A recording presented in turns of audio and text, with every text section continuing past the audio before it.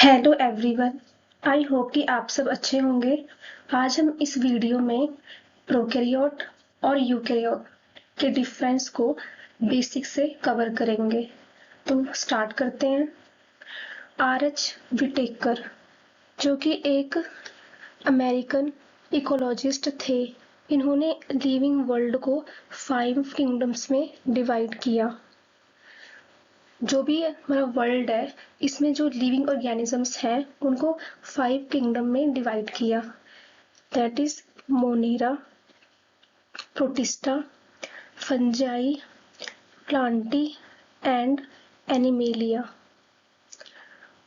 अब structure of sales के base पे इन किंगडम को 2 टाइप्स में डिवाइड किया गया, प्रोकैरियोट एंड यूकैरियोट। जो मोनेरा किंगडम है ये प्रोकैरियोट है और बाकी सभी kingdom protista, fungi, plantae, animalia ये सब यूकैरियोट है।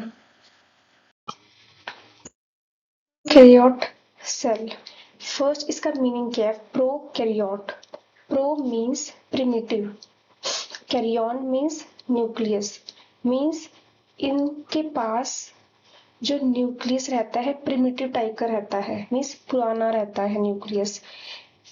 मतलब न्यूक्लियस जो होता है इनके पास वो साइटोप्लाज्म में ऐसे ही पड़ा हुआ रहता है, कोई उसको मेम्ब्रेन सराउंड नहीं कर रही होती है, इसलिए इसके न्यूक्लियस को प्रिमिटिव कहा गया है। जबकि यूकैरियोट में इसका न्यूक्लियस ट्रू होता है, न्यूक्लियस ट्रू रहता है, न्यूक्लियस को न्यूक्लियर एनवेलप सराउंड कर रही होती है प्रॉपर। प्रोकैरियोट सेल्स में बैक्टीरिया, साइनोबैक्टीरिया, माइकोप्लाज्मा आ जाते हैं। यूकैरियोट में एल्गी, फंजाई, प्लांट्स और एनिमल्स आते हैं।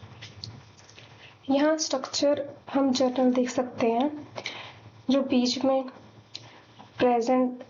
बीच में जो ये स्काई ब्लू कलर शो हो रहा है, सारा स्काई ब्लू कलर, इस साइटोप्लाज्म, और जो हमें बाहर दिख रही है लेयर्स, दैट इज ये cell wall outside, just inner plasma membrane, just inner cell wall के जस्ट इनर इस प्लाज्मा मेम्ब्रेन, उसके अंदर साइटोप्लाज्म प्रेजेंट है, साइटोप्लाज्म जस्ट अंदर प्रेजेंट है, पूरा फ्लूइड लाइक स्ट्रक्चर प्रेजेंट है।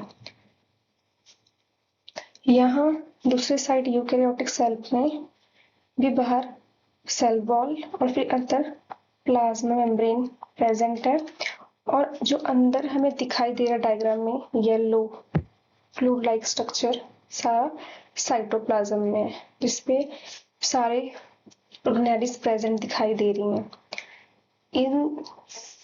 इनका डिफरेंस जो इसमें हमें स्ट्रक्चर्स दिखाई दे रहे हैं, अभी हम उसको आगे फर्दर कवर करेंगे। प्रोकैरियोट सिंगल मेम्ब्रेन स्ट्रक्चर रहता है इनके पास, और यूकैरियोट के पास डबल मेम्ब्रेन स्ट्रक्चर रहता है। सिंगल मेम्ब्रेन मीन्स कि जो सेल है प्रोकैरियोटिक सेल, उसको बाहर की एक सिंगल मेम्ब्रेन सराउंड कर रही है पूरे सेल को, जबकि यूकैरियोट में सेल को बाहर मेम्ब्रेन सराउंड कर रही है, साथ ही में अंदर जो ऑर्गेनेल्स प्रेजेंट है यूकैरियोट में उनको भी उनकी अपनी मेम्ब्रेन सराउंड कर रही है। तो इसलिए ये डबल मेम्ब्रेन स्ट्रक्चर है यूकैरियोटिक सेल्स के पास। प्रोकैरियोटिक सेल्स में जो आउटर मोस्ट लेयर है इस सेल वॉल, उसके जस्ट इनर है प्लाज्मा मेम्ब्रेन, मोस्ट केसेस में ऐसी रहती है, और ये पेप्टाइडोग्लाइकन की बनी रहती है। पेप्टाइडोग्लाइकन मीन्स पॉलीसेकेराइड और अमाइनो एसिड्स की बनी है, इन दोनों के कॉम्बिनेशन से मिलकर बनी है। यूकैरियोट में भी ऐसा ही रहता है कि outermost layer cell wall रहती है, उसके जस्ट अंदर प्लाज्मा मेम्ब्रेन रहती है। कुछ प्रोटिस्ट में, फंजाई में, प्लांट्स में। बट यहाँ पे देखने वाली बात ये है कि एनिमल सेल में ये सेल वॉल एब्सेंट रहती है और यहाँ ये पॉलीसेकेराइड्स की बनी होती है, means long chain of carbohydrates की बनी होती है। पॉली मीन्स मैनी, तो काफी सारे कार्बोहाइड्रेट्स की लॉन्ग चेन की बनी होती है। और प्रोकैरियोटिक सेल्स में जो स्ट्रेंथनिंग मटेरियल है वो म्यूरिन रहता है। वहीं यूकैरियोटिक सेल में फंजाई में काइटिन रहता है और प्लांट्स में सेलुलोज रहता है।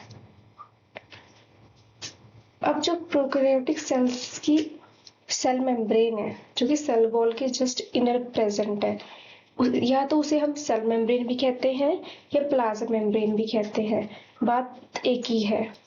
तो जो सेल मेम्ब्रेन है वो उसके अंदर इनफोल्डिंग हो जाती है और इनफोल्डिंग होकर एक स्ट्रक्चर फॉर्म कर लेता है, उसे मीजोजोम कहते हैं, दैट इज मीजोजोम। पर ऐसा कोई स्ट्रक्चर यूकैरियोट में देखने को नहीं मिलता है। प्रोकैरियोटिक सेल्स में जो ऑर्गेनेलिज रहती हैं, that is endoplasmic reticulum, mitochondria, Golgi apparatus, microtubule, microfilament, centrosome, intermediate fibre, ये सब एब्सेंट रहते हैं। वहीं यूकैरियोटिक सेल्स में ये सारी ऑर्गेनेलिज प्रेजेंट रहती हैं। अभी इसको हम नेक्स्ट डायग्राम में देखेंगे तो वहां से अच्छे से क्लियर हो जाएगा। यहाँ सबसे पहले डायग्राम में हम आउटर लेयर देखते हैं, दैट इज ये है सबसे outer layer, cell wall. Prokaryotic cell में outermost layer cell wall है, उसके जस्ट इनर प्लाज्मा मेम्ब्रेन है, प्लाज्मा मेम्ब्रेन है। और प्लाज्मा मेम्ब्रेन में ये अंदर को फोल्डिंग करी हुई है, अंदर को फोल्डिंग दिखाई दे रही है, इस mesosome, that is mesosome. Plasma membrane ने अंदर को इनफोल्डिंग करके एक स्ट्रक्चर बना लिया है, दैट इज मीजोजोम। पर ऐसा कुछ स्ट्रक्चर यूकैरियोट में देखने को नहीं मिलता है। और प्रोकैरियोटिक सेल में सारी ऑर्गेनेलिज एब्सेंट है। यहाँ हमें प्रोकैरियोटिक सेल में कोई भी ऑर्गेनेलिज नहीं दिख रही है, ऑर्गेनेलिज कोई भी नहीं दिख रही है प्रेजेंट।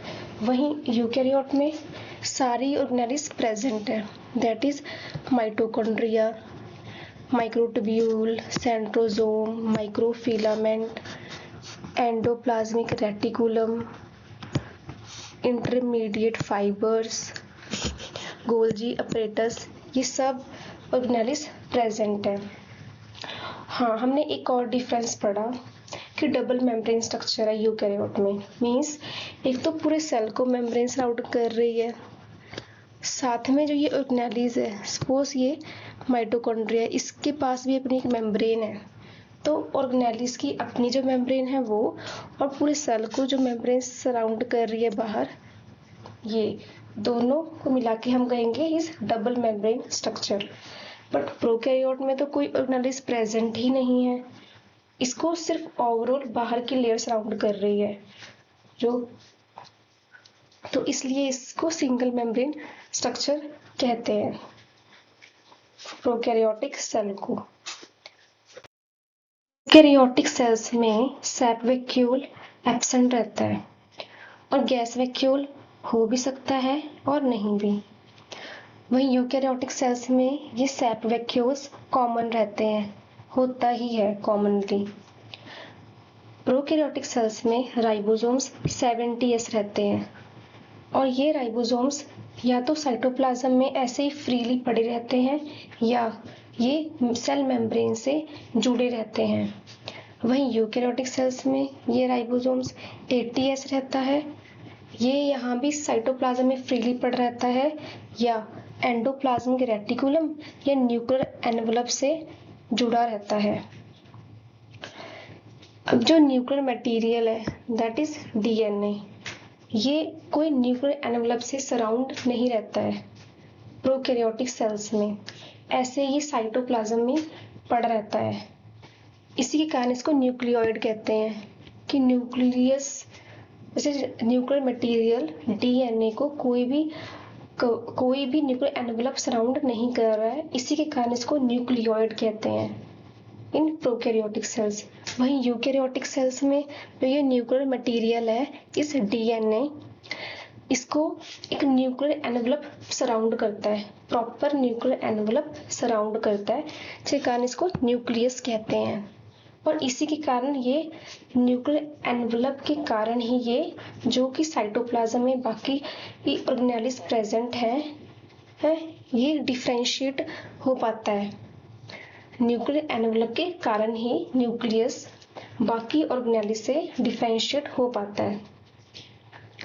अब जो प्रोकैरियोटिक सेल्स में ये न्यूक्लियोइड है, ये सिंगल प्रोक्रोमोसोम कंटेन करके रखता है, मीन्स ये सिंगल प्रोक्रोमोसोम से आगे क्रोमोसोम्स फॉर्म होते हैं। यूकैरियोटिक सेल्स में ये न्यूक्लियस है, इसमें दो या दो से ज्यादा क्रोमोसोम्स, ट्रू क्रोमोसोम्स रहते हैं। प्रोकैरियोटिक सेल्स में कोई न्यूक्लियोलस प्रेजेंट नहीं रहता है, जबकि दूसरी तरफ एक या एक से ज्यादा न्यूक्लियोलाई प्रेजेंट रहते हैं न्यूक्लियस के अंदर।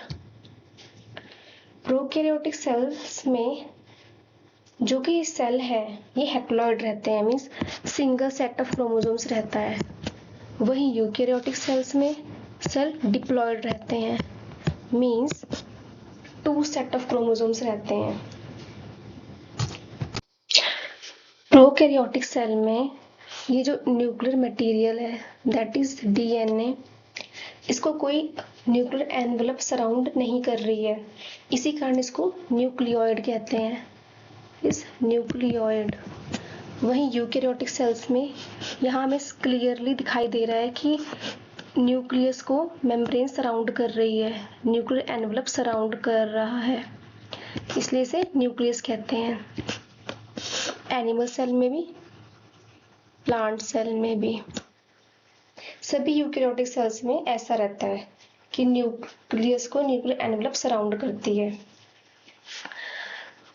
और यहाँ हमें दिखाई दे रहा है कि न्यूक्लियोइड में कोई भी न्यूक्लियोलस प्रेजेंट नहीं है, जो हमने अभी पीछे पढ़ा। यहाँ यूकैरियोट में न्यूक्लियोलस स्ट्रक्चर न्यूक्लियस में प्रेजेंट है। और जो राइबोसोम्स हैं वो या साइटोप्लाज्म में फ्रीली पड़े रहते हैं, यहाँ दिखाई दे रहा है, दैट इज प्रोकैरियोटिक सेल में साइटोप्लाज्म में फ्रीली प्रेजेंट है, यही मेम्ब्रेन के साथ अटैच हुए रहते हैं, मेम्ब्रेन के साथ अटैच हुए रहते हैं। वहीं यूकैरियोटिक सेल्स में साइटोप्लाज्म में फ्रीली पड़े होते हैं, या ये एंडोप्लाज्मिक रेटिकुलम के साथ अटैच हुए रहते हैं। जिस एंडोप्लाज्मिक रेटिकुलम के साथ ही जुड़े रहते हैं उसे रफ एंडोप्लाज्मिक रेटिकुलम कहते हैं, और जिसके साथ नहीं रहते हैं प्रेजेंट उसे स्मूथ एंडोप्लाज्मिक रेटिकुलम कहते हैं। तो ये तो एंडोप्लाज्मिक रेटिकुलम के साथ जुड़े रहते हैं, या ये न्यूक्लियर एनवेलप के साथ, ये दिख रहा है न्यूक्लियर एनवेलप, इस पे भी डॉटेड स्ट्रक्चर प्रेजेंट रहता है, राइबोसोम्स का प्रेजेंट रहता है। हाँ, अभी हमने सैप वैक्यूल के बारे में पढ़ा, उसे भी हम डायग्राम में देखते हैं। प्रोकैरियोटिक सेल में कोई सैप वैक्यूल प्रेजेंट नहीं है, वहीं यूकैरियोटिक सेल में ये दिख रहा है। एनिमल सेल में सैप वैक्यूल स्मॉल साइज का प्रेजेंट रहता है, जबकि प्लांट सेल में ये सैप वैक्यूल का साइज काफी लार्ज रहता है, सैप वैक्यूल लार्ज रहता है प्रेजेंट। प्रोकैरियोटिक सेल्स में जो सेल साइकिल रहता है शॉर्ट रहता है, काफी छोटा रहता है, अबाउट 20 to 60 मिनट लगते हैं पूरा साइकिल कंप्लीट होने में। वहीं यूकैरियोटिक सेल्स में सेल साइकिल काफी लंबा होता है और इसे 12 to 24 आवर्स लगते हैं कंप्लीट होने में। ये नीचे देख सकते हैं सेल साइकिल, इसमें हम G0, यहाँ G0 होता है, G0, G1, S, G2 या M that is mitotic phase को पढ़ते हैं। प्रोकैरियोटिक सेल में माइटोटिक स्पिंडल सेल डिवीजन के टाइम पे फॉर्म नहीं होता, वहीं यूकेरियोटिक सेल्स में माइटोटिक स्पिंडल सेल डिवीजन के दौरान फॉर्म होता है। इसे हम डायग्राम से देखते हैं। ये बीच में क्रोमोसोम्स हैं जो कि स्पिंडल फाइबर या जिसे माइटोटिक स्पिंडल कहेंगे अटैच है। दैट इज ये जो अटैच है इसे मैं ड्रॉ कर रही हूँ। ये स्पिंडल फाइबर से दोनों साइड से अटैच है, स्पिंडल फाइबर से। तो ये यूकेरियोटिक सेल में फॉर्म होता है सेल डिवीजन के दौरान। प्रोकैरियोटिक सेल्स में कोई मियोसिस, गैमीट फॉर्म या फर्टिलाइजेशन की प्रोसेस नहीं होती है।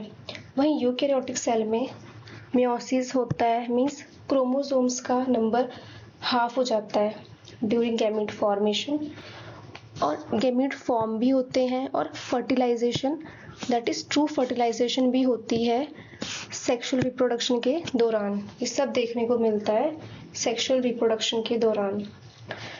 प्रोकैरियोटिक सेल्स में ट्रांसक्रिप्शन, ट्रांसलेशन साइटोप्लाज्म में होता है।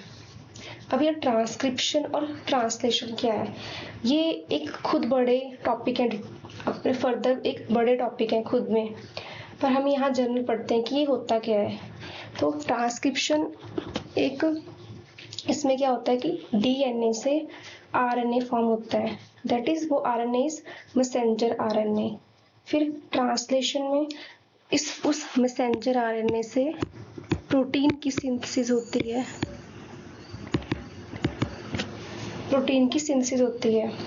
ये जो प्रोटीन सिंथेसिस हो रही है ये सेल्स को चाहिए होता है फंक्शन के लिए, ताकि सेल फंक्शन अच्छे से कर सके।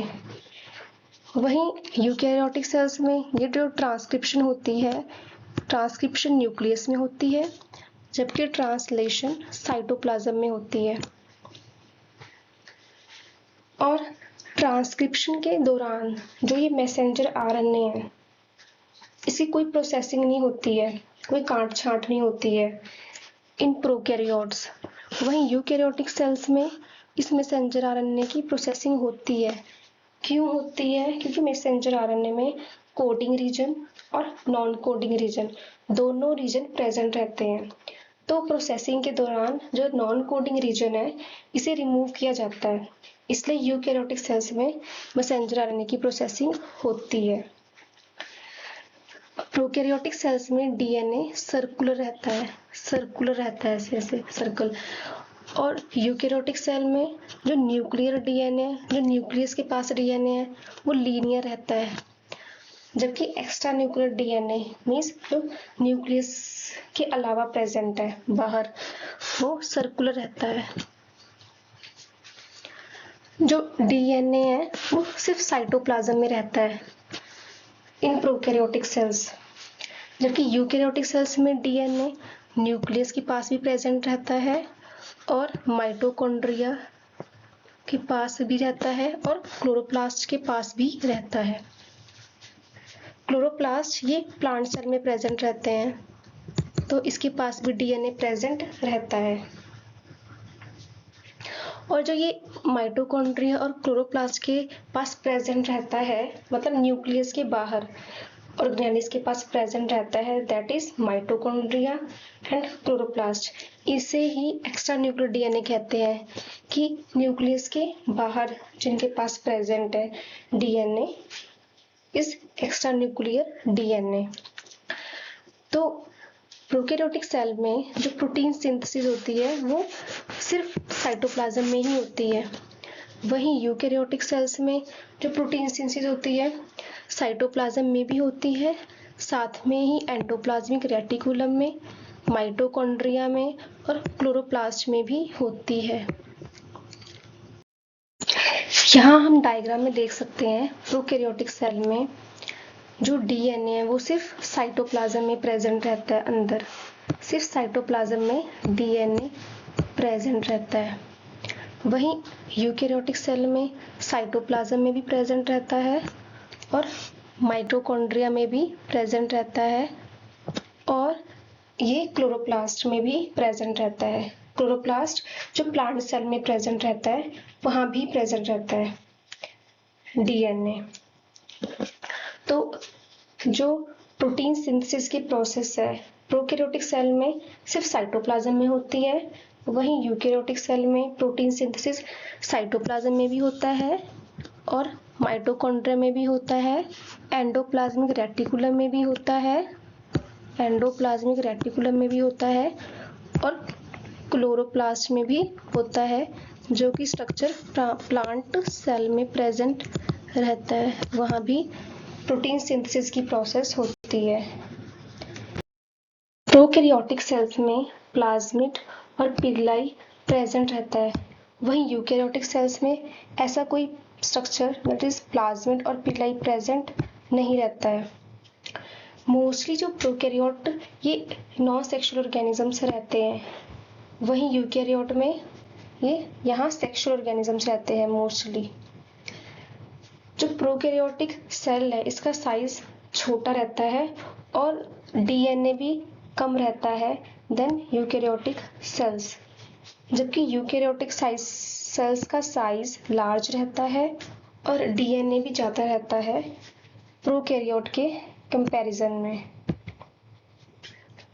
और प्रोकैरियोटिक सेल्स ये नाइट्रोजन फिक्सेशन करते हैं, जैसे देखने को मिलता है फॉर एग्जांपल कि जो बैक्टीरियल सेल है इस प्रोकैरियोटिक सेल ये लेग्यूमिनस प्लांट्स दैट इज जो दालें होती हैं उनके रूट में प्रेजेंट रहता है, वहाँ ये नाइट्रोजन को फिक्स करता है, जबकि ऐसा कुछ यूकैरियोटिक सेल में देखने को नहीं मिलता है। अब जो हमने पीछे पॉइंट्स पढ़े हैं उसे हम यहाँ डायग्राम में देखते हैं। In prokaryotic cell plasmid DNA present रहता है। प्लाज्मिड डीएनए है क्या? ये एक्स्ट्रा न्यूक्लियर डीएनए है, मीन्स जो न्यूक्लियोइड के पास यहाँ डीएनए प्रेजेंट है उसके अलावा भी साइटोप्लाज्म में एक डीएनए प्रेजेंट रहता है, उसे प्लाज्मिड डीएनए कहते हैं। और साथ में यहाँ पिल्लाई प्रेजेंट रहते हैं। पिल्लाई ये यहाँ डायग्राम में हमें मेम्ब्रेन से निकला हुआ दिखाई दे रहा है, आउटर मेम्ब्रेन से। ये मूवमेंट में हेल्प करता है और किसी दूसरी चीज से अटैच होने में भी हेल्प करता है। फिर ऐसे स्ट्रक्चर यूकैरियोट में देखने को नहीं मिलते हैं। प्रोकैरियोटिक सेल का साइज छोटा रहता है और डीएनए भी कम रहता है यूकैरियोटिक सेल के कंपैरिजन में। आई होप कि आपको ये डिफरेंस बेसिक से अच्छे से समझ आया होगा। Thanks for watching. If you like this video, please like, subscribe and share and keep learning and stay healthy.